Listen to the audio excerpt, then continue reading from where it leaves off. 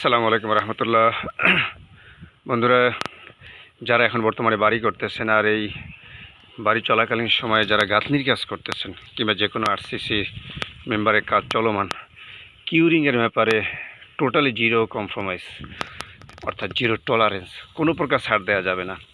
আপনি যদি কোনো ক্ষেত্রে কিউরিংয়ে ছাড় দেন তাহলে কিন্তু আপনার বিল্ডিংয়ের ক্র্যাক করার পসিবিলিটি কয়েক গুণ বেড়ে যাবে। অর্থাৎ এক তো আমরা 1:4 রেশিওতে গাঁথনি করি, কিংবা 1:3 রেশিওতে আমরা যে ঢালাইগুলো করি, কিংবা 1:2:4 রেশিওতে ঢালাইগুলো করি, যথেষ্ট সিমেন্ট আমরা ইউজ করি। এই সিমেন্টগুলো যদি ঠিকমতো ব্যবহার করার পরে আমরা কিউরিং না করি, সেক্ষেত্রে কিন্তু আপনার এই ওয়ালে আপনার কিংবা সেই মেম্বারে ক্র্যাক করার সম্ভাবনা যেমনটা বেড়ে যাবে, ঠিক তেমনি স্ট্রেংথও কাঙ্ক্ষিত মানের আসবে না।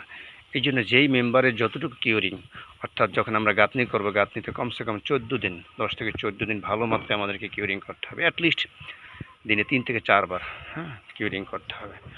আপনি বর্তমানে গ্রীষ্মের এই খরতাপে যখন পানি দিবেন, বোঝাই যায় না যে পানি দেয়া হয়েছে। জাস্ট 5 মিনিট আগে আমরা এখানে পানি দিছি, দেখেন বন্ধুরা, পানি দিছি কিছুই বোঝা যাচ্ছে না।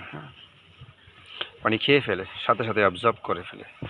এই জন্য কিউরিং করতে হবে অত্যন্ত সতর্কতার সাথে, যত্ন সহকারে। যদি করেন তাহলে আপনি কাঙ্ক্ষিত মানের যে শক্তি সেটা আপনি পাবেন আপনার সেই মেম্বার থেকে।